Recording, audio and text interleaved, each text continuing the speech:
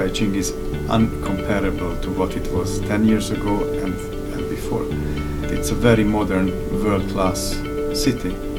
And also, what is more interesting than that is how in that long-lasting continuous modernization, it has kept its buzz, its entrepreneurial spirit.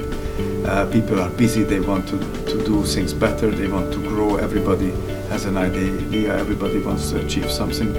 It seems that despite 30 years of uninterrupted growth, they haven't fallen into the middle income trap that so many developing countries have lost their way in.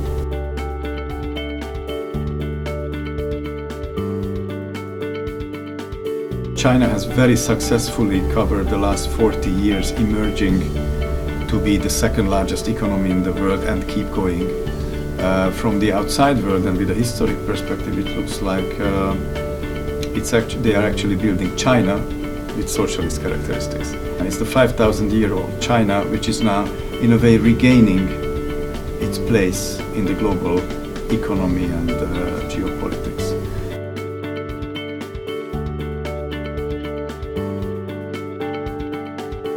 It has to allow foreign companies to compete more or invest more freely in the Chinese economy, in sectors like finance, for example, which is very critical for China.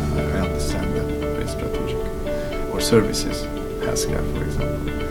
So, and there were recently announcements by the Chinese leadership going in that direction. So I'm optimistic about that happening.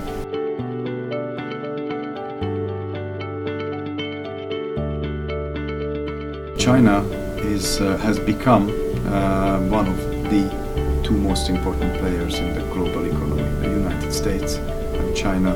If you think about the 19th century United States, they went through the same process, gradually becoming a leading force in the world and learning to deal with the external environment.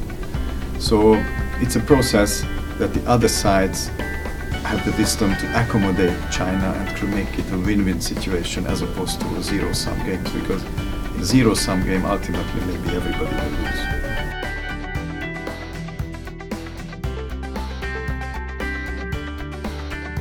But the cooperation is strong. China also needs to progress a lot, some kind of a free trade agreement.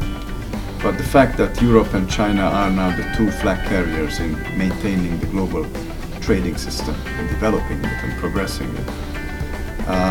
The fact that Europe and China is close to each other on climate change.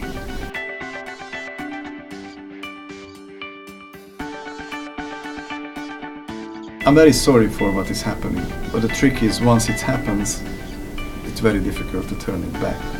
That's the dilemma of the United Kingdom politics in the last several hundred years, that they were always rational, pragmatic, looking long-term and democratic. I hope that this tradition will prevail, because at the moment it looks desperate.